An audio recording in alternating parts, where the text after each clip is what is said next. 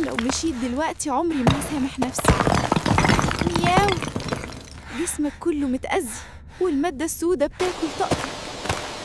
مش هسيبك تموت كده. المكان الوحيد اللي ممكن ينقذك هو كهف التنين.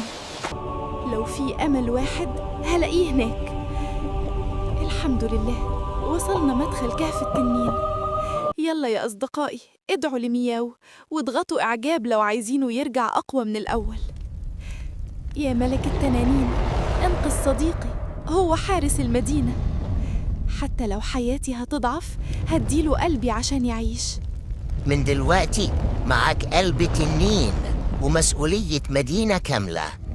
قوة قلب التنين مش بس طاقة، دي إحساس بالخطر قبل ما يحصل، وقوة ما كنتش أحلم بيها. حارس المدينة رجع، بس المرة دي مش لوحده.